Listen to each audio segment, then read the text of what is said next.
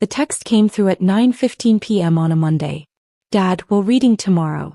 2 p.m. Parker and Associates downtown. Don't come. I stared at my phone in my small apartment in Portland's Pearl District. Uncle John had died 3 weeks ago. I'd known there would be a will reading eventually. I hadn't expected to be uninvited. Why not? 3 dots appeared. Disappeared. Appeared again. Dad, it's for real family. People who actually cared about John. You visited him twice in 10 years. Don't embarrass yourself. My hands were shaking. I set down my phone and walked to my window looking out at the rainy Portland street below. Twice in 10 years. That's what they thought. My phone buzzed again. Dad, your brother and sister will be there. Your mother. Your aunts and uncles. People who were actually present in John's life. You don't belong there. I picked up my phone with steady hands and typed one word. Me okay. Then I set an alarm for 12:30 p.m. and went to bed. I'd been lying to my family for 8 years. Not about anything dramatic. Not about a secret life or hidden identity. Just about where I spent my Sunday afternoons. Working, I'd tell them when they called. Double shift. Catching up on charts. Hospital meeting. My family never questioned it. Why would they? I was a physician assistant in the ER at Providence, Portland. Healthcare workers always worked weird hours. Always had meetings. Always had charts to catch up on. But the truth was different. Every Sunday for 8 years from 1 p.m. to 5 p.m., I drove to Uncle John's house in Selwood. We'd have lunch together. Watch whatever game was on. Work in his garden. Talk about everything and nothing. Uncle John was my father's older brother. 68 when he died. Never married. No kids. Retired electrician who'd spent 40 years working for the city. He lived in the same house he'd bought in 1985. A small craftsman bungalow with a front porch and a garden that took up most of his yard. Tomatoes, peppers, herbs, flowers. He spent hours out there every week. When I was 26 and had just finished PA school, drowning in debt and working exhausting shifts, I'd stopped by his house one Sunday to drop off something my mother had sent. A birthday card maybe. Something obligatory. Uncle John had invited me in. Made me lunch. Grilled cheese and tomato soup, simple and perfect. We'd ended up talking for 4 hours. You should come back next week, he'd said. If you want. I make a mean pot roast. I came back.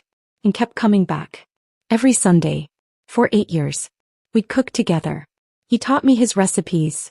Pot roast, chili verde, albondigas soup. Everything his mother had taught him. We'd work in the garden. He taught me about tomatoes, about soil pH, about when to plant and when to harvest. We'd watch whatever was on TV. Blazers games, Timbers games, cooking shows, documentaries. Didn't matter. The company mattered. And we'd talk. About his life. About mine. About his years as an electrician. About my patients. About books and politics and family and regrets and dreams. He became my best friend.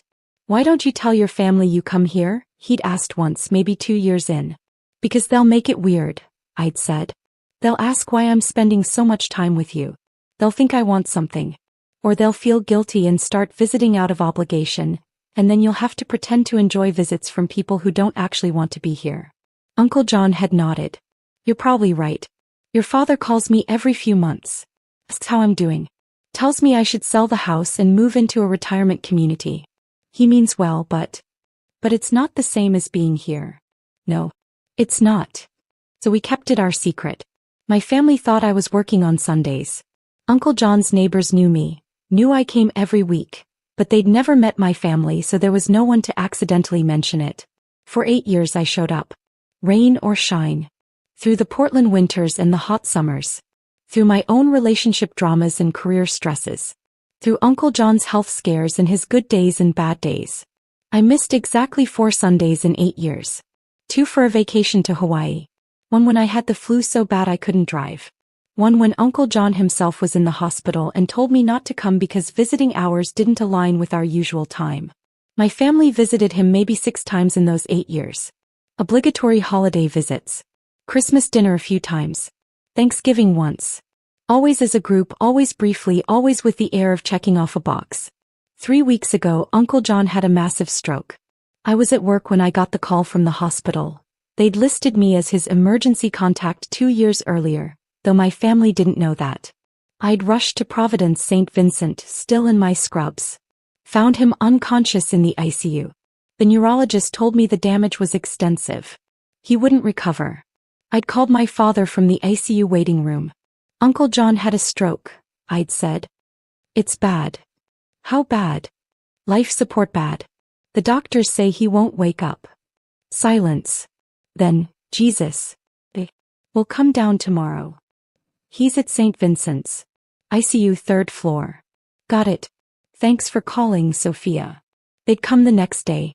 Dad, Mom, my older brother Marcus, my younger sister Elena. They'd stood around his bed for 15 minutes, looking uncomfortable. Mom cried quietly. Elena took a photo of the monitors, which felt weird, but I didn't comment. The doctors say there's no hope?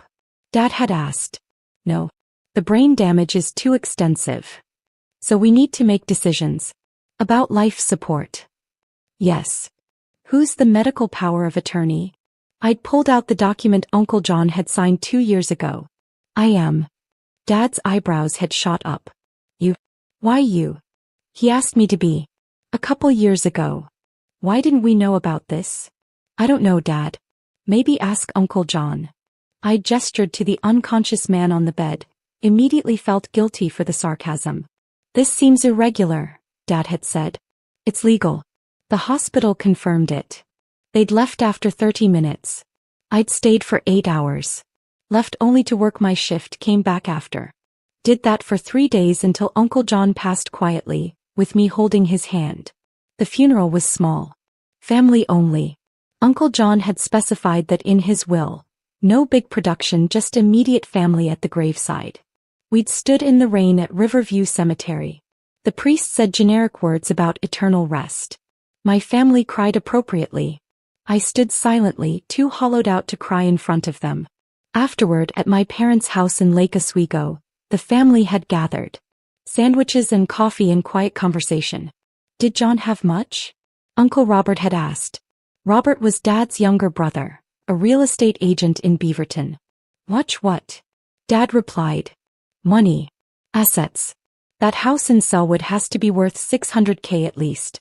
Plus his pension savings. I don't know, Dad said. His lawyer called. Said there's a will reading next week. Who's the executor? His attorney. Some guy named William Parker. My Aunt Linda had chimed in. John lived simply. He probably left it all to you, David. You're the closest family. Maybe, Dad had said. We'll see. No one asked me anything. No one mentioned that I'd been listed as medical power of attorney. No one seemed curious about why. I'd left early, claiming a shift at the hospital. That was 2 weeks ago. Now at 12:30 p.m. on Tuesday my alarm went off. I got dressed in my one good suit, charcoal gray, worn for job interviews and the rare court appearance for patient cases. I drove downtown to the address Dad had texted. Parker and Associates occupied the 10th floor of a building near Pioneer Courthouse Square.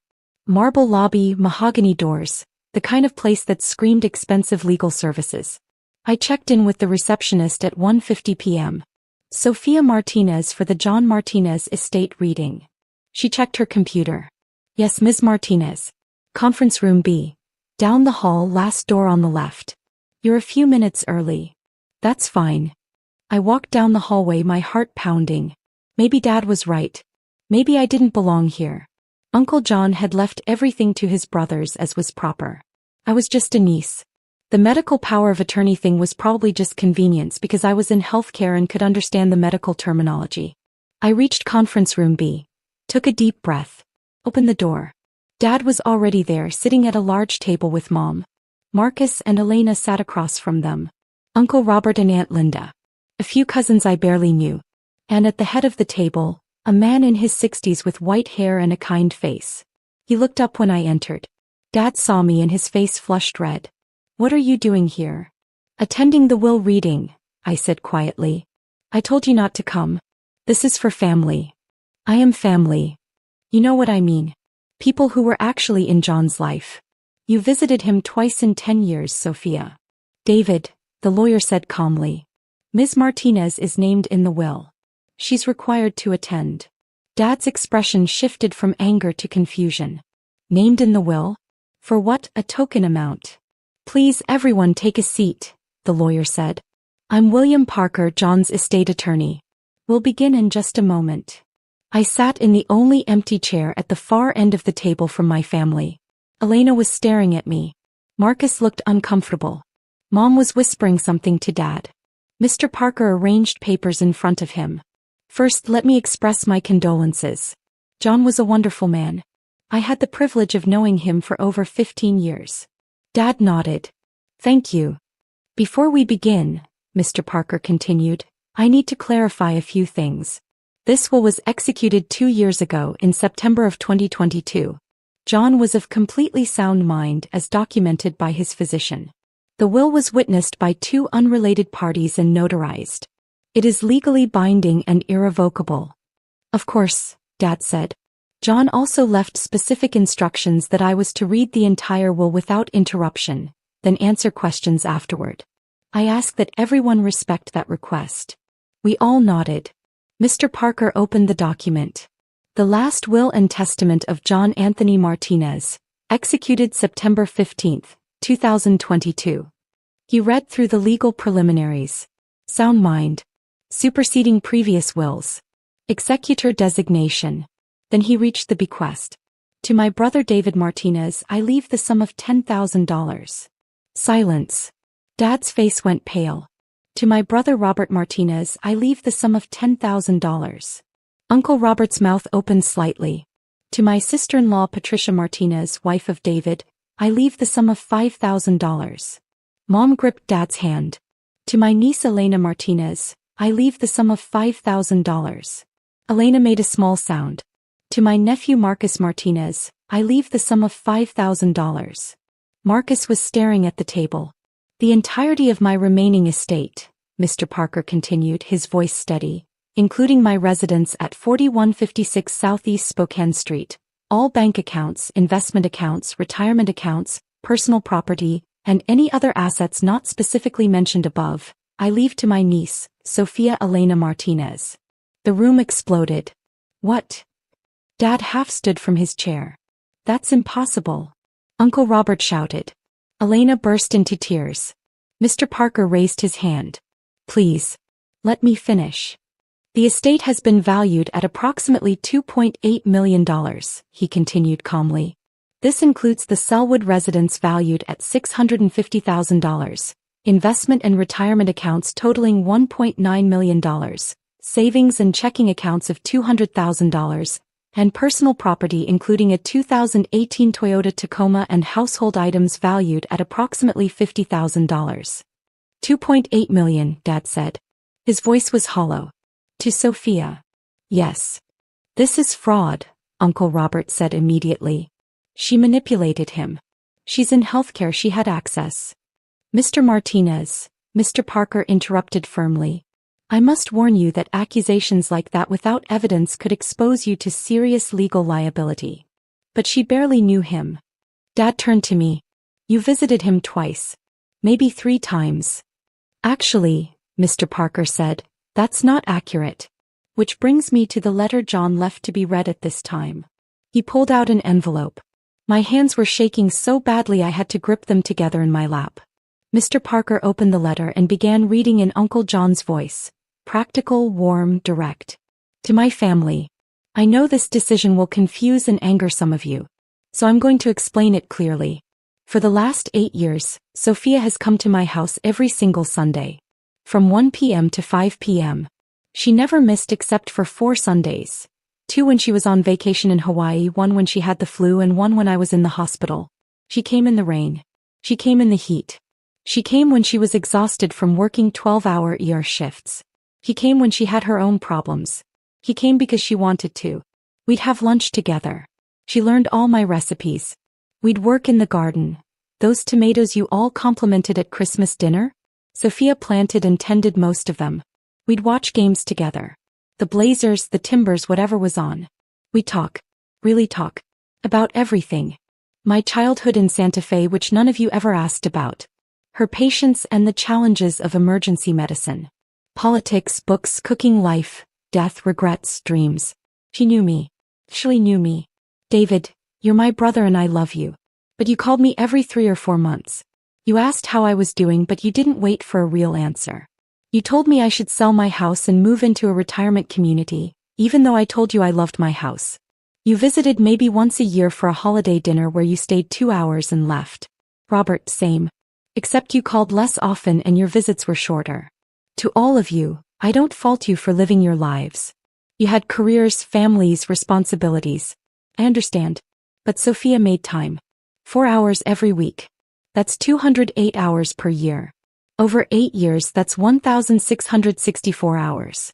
Almost 70 full days of her life. She did this while working 50 to 60-hour weeks in the ER. While paying off student loans. While building her career. While having her own life to live. She did it because she loved me. Not because she expected anything. Because she saw me as a person worth spending time with. When I was diagnosed with atrial fibrillation 3 years ago, Sophia took me to every cardiology appointment. He helped me understand my medications. She made sure I was taking them correctly. She called me every morning to check that I'd taken my blood thinner. When I had a cancer scare 2 years ago, she held my hand through the biopsy. Sat with me while we waited for results. Celebrated with me when it came back benign. None of you knew about any of this. Because you didn't ask. You didn't know I had AFib. You didn't know about the cancer scare. You didn't know Sophia came every Sunday. You didn't know because you weren't paying attention. Sophia asked me once why I didn't tell you all that she visited. I told her you'd either feel guilty and start visiting out of obligation, which I didn't want, or you'd be weird about it and accuse her of wanting my money. Looks like I was right about that second part. Here's the thing. Sophia didn't know about my money. Not specifically. She knew I owned my house. She knew I had a pension. But we never discussed my investments or savings. I made sure of that. When I asked her to be my medical power of attorney 2 years ago, she tried to refuse. Said it should be David as my closest living relative. I insisted. I wanted someone who would actually understand what the doctors said and make decisions based on what I wanted, not what was convenient. He did that perfectly. When I had the stroke, she stayed with me. The nurses told me later, well, they told my lawyer since I was unconscious, that Sophia spent almost 72 straight hours at the hospital, leaving only for her work shifts. He held my hand. She talked to me even though I couldn't respond. She advocated for my comfort. David, you visited for 30 minutes. You asked about legal paperwork and who would make decisions. Then you left. I'm not telling you this to hurt you. I'm telling you so you understand. Sophia earned this inheritance through 8 years of showing up. Through 1,664 hours of choosing to spend time with me. Through caring about me as a person, not as an obligation or a future source of money. The monetary breakdown is this. At 1,664 hours over 8 years, I'm leaving Sophia approximately $1,683 per hour of companionship. That seems fair to me. David and Robert, your $10,000 each works out to about $200 per visit over 8 years. Also fair. Everyone else. Your $5,000 amounts are token acknowledgments that you are family and I did love you even if you weren't present. If you're angry about this, ask yourself, when was the last time you spent 4 hours with me? When was the last time you asked about my life and actually listened to the answer? When was the last time you showed up without being asked? Sophia did that every week for 8 years. That matters. That's what I'm rewarding. I hope you'll learn from this. That presence matters. That showing up matters. That seeing people as people, not as items on a to-do list, matters. Maybe you will. Maybe you won't. Either way, Sophia has earned every penny. With love and absolutely no regrets, John Anthony Martinez. Mr. Parker set down the letter. The silence was absolute. I was crying. I couldn't help it. Uncle John had known. Of course he'd known. He'd planned all of this, documented everything, anticipated every objection. Every Sunday? Mom whispered. For 8 years. I nodded, unable to speak. You told us you were working, Dad said. His voice was strange. Hollow. I lied. Why? Because Uncle John asked me to. Because he didn't want you visiting out of guilt. Because he wanted our time together to be genuine, not obligatory. You should have told us, Elena said. He was crying too. Would it have changed anything? I asked. Would you have started visiting? Silence. We could have. Elena insisted. But you didn't, I said quietly. For 8 years you didn't. And Uncle John was okay with that. He just wanted someone who actually wanted to be there. Uncle Robert stood abruptly. This is manipulation. Clear manipulation. We're contesting this. That is your right, Mr. Parker said. However, I should inform you that John anticipated this. I have extensive documentation. Building security records from his senior community center where he volunteered. Sophia drove him there every week and signed in as his companion. Medical records showing Sophia attended every doctor's appointment. Testimony from neighbors who saw Sophia's car at John's house every Sunday for years. Phone records showing daily morning calls from Sophia to John to check on his medications. He pulled out a folder at least 2 inches thick. John documented everything. He wanted to ensure there could be no successful contest. Any attempt will be expensive and, in my professional opinion, will fail. How expensive? Dad asked quietly. Legal fees for a contest typically run $25,000 to $50,000. And if you lose, which you will, the judge may order you to pay Sophia's legal fees as well. You'd be looking at potentially $75,000 to $100,000 in total costs. Uncle Robert sat back down, his face red. This is unbelievable, Marcus said. He was looking at me. You really visited him every week? Yes. And we didn't know? No. Because he asked you not to tell us? Yes. Marcus ran his hands through his hair. Jesus. We really were that oblivious. You were busy with your own lives, I said. I don't fault you for that. But don't be angry with me for spending time with him. $2.8 million, Dad said. He wasn't looking at me. He was staring at the table. He had $2.8 million. Yes, Mr. Parker confirmed. And he left almost all of it to Sophia. Yes. Minus the specific bequests to you and your family, which total $45,000. Because she visited him on Sundays. Because she was present in his life, Mr. Parker corrected gently. There's a difference. Dad stood up. I need air. He walked out. Mom followed. Uncle Robert and Aunt Linda exchanged glances and left too. My cousins filed out quietly. Elena hesitated at the door. I don't know whether to be mad at you or proud of you, she said. You can be both, I replied. She left. Marcus stayed. I'm not going to contest it, he said. For what it's worth. Okay. I'm shocked. And yeah, part of me is jealous. $2.8 million it's life-changing money. I know. But you earned it. He shook his head. Every Sunday for 8 years. I can't even commit to going to the gym twice a week. You showed up for Uncle John every single week. I wanted to. That's what makes it real. He stood up. I hope Dad comes around. He's hurt right now. Feeling guilty probably. That's why he's angry. I know. Give him time. Marcus left. I was alone with Mr. Parker. How are you doing? He asked kindly. I don't know. Overwhelmed. That's understandable. For what it's worth, John was very certain about this. He spent months planning the will. He wanted to ensure you'd be taken care of. I didn't visit him for money. He knew that. That's exactly why you're getting it. I wiped my eyes. What happens now? The estate will go through probate. 4 to 6 months, typically. I'll handle that as executor. The specific bequests to your family will be distributed within 30 days. Once probate clears, you'll receive the house and all accounts. And if they contest? I'll handle that too. I'm confident we'll prevail. The evidence is overwhelming. I nodded. Okay. John also left something else for you. Mr. Parker pulled out a small envelope. He asked me to give this to you privately. I took it with shaking hands. My name in Uncle John's handwriting. Take your time, Mr. Parker said. I'll be in my office when you're ready. He left. I sat in the empty conference room and opened the envelope. Dear Sophia. If you're reading this, I'm gone. I'm sorry for that. I would have liked more Sundays together. By now you know about the inheritance. You probably tried to refuse it or at least felt guilty about accepting it. Don't. He gave me 8 years of Sundays. You gave me companionship, laughter, purpose. You made my retirement years some of the best of my life. I lived simply because I was saving this money for something that mattered. Turns out what mattered was you. Use it wisely. Use it joyfully. Use it to build a life that makes you happy. Pay off your student loans.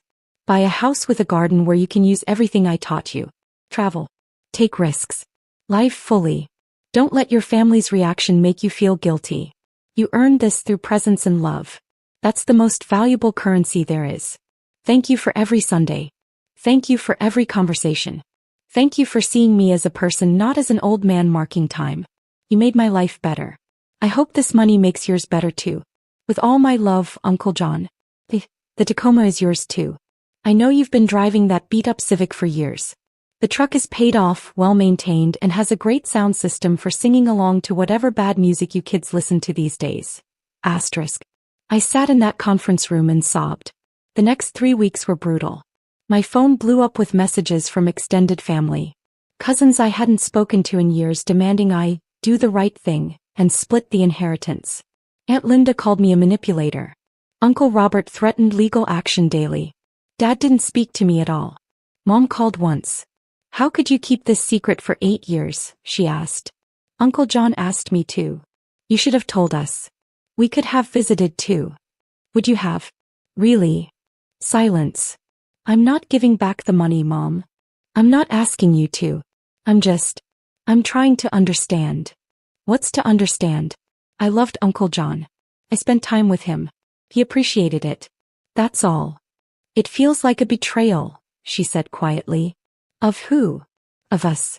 Your family. I didn't betray anyone. I just showed up for someone who needed me to. She hung up. True to his word, Marcus didn't contest. Elena called 2 weeks after the reading, crying. I should have visited him more. I should have cared more. He loved you anyway, I told her. He just loved differently based on how present people were. Will you share any of it? With me and Marcus. Elena. I'm not demanding. I'm asking. As your sister. I'll think about it. Okay. 4 weeks after the will reading, Uncle Robert filed a contest. Grounds. Undue influence, isolation of the deceased, taking advantage of his vulnerability as an elderly person. Mr. Parker called me.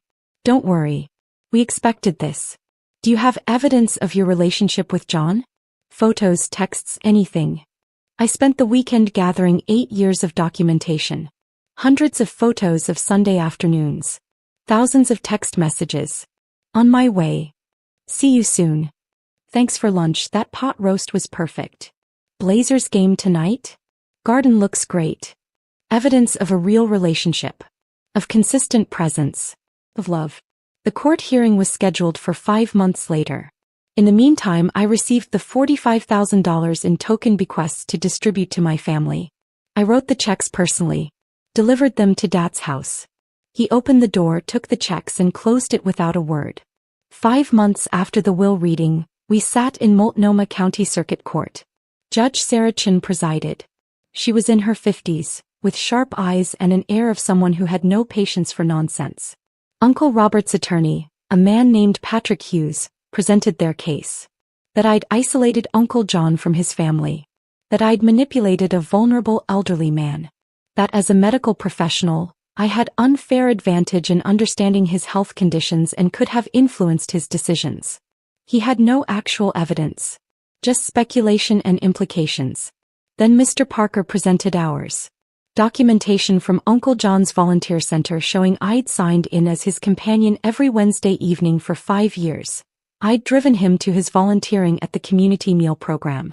Phone records showing I'd called him every single morning for 3 years to remind him about his blood thinner medication.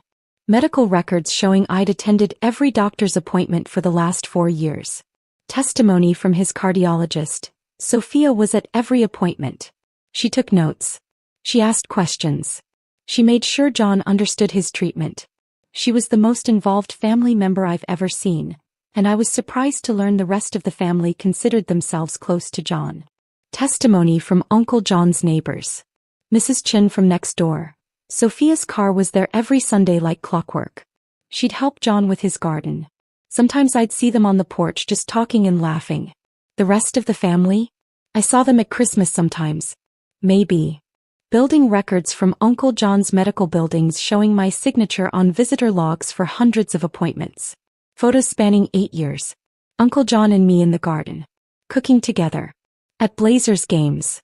At the Timbers Stadium. At Powell's bookstore. Living life together. Text messages. Thousands of them.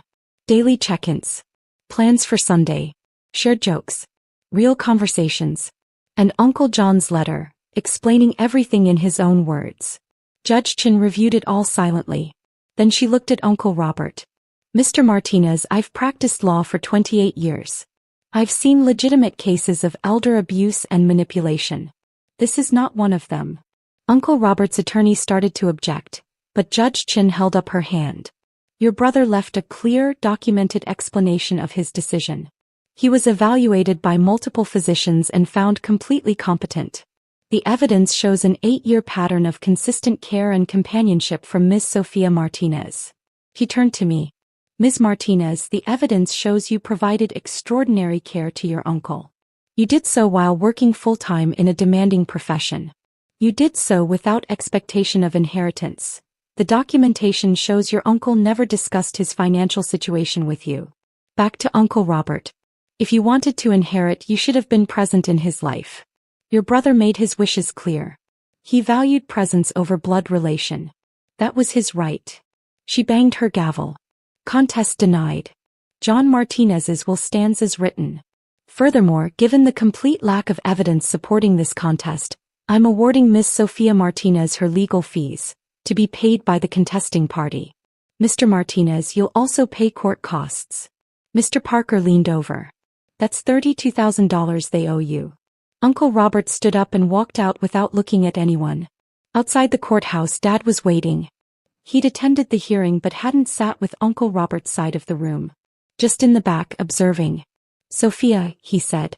Dad. I'm not going to apologize, he said.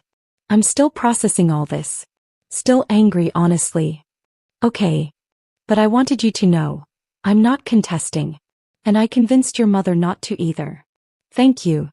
That letter John wrote. Dad's voice cracked slightly. The part about me asking how he was but not waiting for an answer.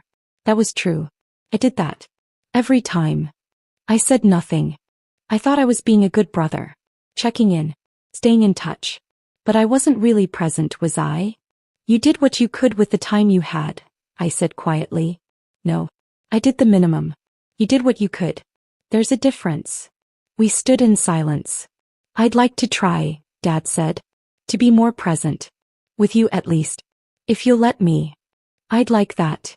6 months after Uncle John's death, the estate cleared probate. I inherited everything. The house in Selwood. The investment accounts. The savings. The $2.8 million. I sat on Uncle John's front porch. My front porch now, on a Sunday afternoon drinking coffee and looking at the garden. The tomatoes were coming in. I'd planted them myself this year, using everything Uncle John had taught me. The soil was perfect, the spacing correct, the varieties he'd recommended. I thought about what to do with it all. The money. The house. The future. I called Mr. Parker first. I want to set up a scholarship fund. 4 PA students from low-income backgrounds. $50,000 a year. Your uncle would love that. And I want to donate to the American Heart Association. For AFib research. $100,000 in Uncle John's name. Wonderful. I made more decisions over the following weeks. I kept the house and moved in. From my small Pearl District apartment to Uncle John's craftsman bungalow with the big garden and the memories of Sunday afternoons. I paid off my $180,000 in student loans. Every penny. The weight that lifted when I made that final payment was indescribable. I invested most of the rest conservatively. Enough to know I'd be financially secure for life. I kept working at Providence, Portland. Same shifts. But now without the constant financial stress. No more skipping meals to save money. No more putting off car repairs or doctor's appointments. And every Sunday I kept Uncle John's tradition. I cooked his recipes. Worked in the garden. Watched whatever game was on. Sometimes Dad came over. We were rebuilding something slowly. It wasn't what I'd had with Uncle John, but it was real. We'd cook together, work in the garden, talk about things that actually mattered. Mom came sometimes too. Elena started visiting occasionally. Marcus when he could. We were learning slowly what presents looked like. The scholarship fund helped its first student that year. a 26-year-old single mom working through PA school. She sent me a thank you note with a photo of her in her white coat on her first day of clinical rotations. Uncle John would have loved that. I thought about his letter often. About using the money wisely, joyfully, to build a life that made me happy. I was trying. I'd traveled to New Mexico to see where Uncle John grew up, visited the places he'd told me about in our Sunday conversations. I'd started dating someone I met at the hospital who didn't care about my money and appreciated that I could grow heirloom tomatoes. I was building a life. 1 year after the inheritance, Elena stopped by on a Sunday with coffee. We sat on the porch in silence for a while. "I'm sorry," Elena said finally, "for how I reacted. For being angry instead of being proud of you. It's okay. It's not. You did something really special. You showed up for Uncle John for 8 years. That's incredible. And I was angry because I felt guilty that I didn't do the same. You were living your life," I said. "I know. But I could have made time. I should have made time." We sat quietly. "The money," Elena said. "I'm not asking for any. I just want you to know. I'm glad he left it to you. You earned it. Thank you. I mean it. And I'm going to try to be better. To be more present. For you, for Mom and Dad, for the people who matter." That's all Uncle John wanted, I said. For people to learn to show up. 2 years after Uncle John's death, I sat on the porch on a Sunday afternoon. The tomatoes were perfect this year. The peppers were coming in strong. The herbs were thriving. Every plant a lesson he'd taught me. Every row a Sunday afternoon spent together. I thought about what he'd written in his letter. About using the inheritance to build a life that made me happy. I was doing that. Every day. The money had changed my life. Eliminated debt. Provided security. Opened possibilities. But the real inheritance wasn't the money. It was the 8 years of Sundays. The lessons about showing up. The knowledge that presence matters more than anything. Uncle John had taught me that. And every Sunday afternoon, sitting on this porch working in this garden, I honored that lesson. I showed up. I was present. I lived fully. That was the real inheritance. The $2.8 million was just proof.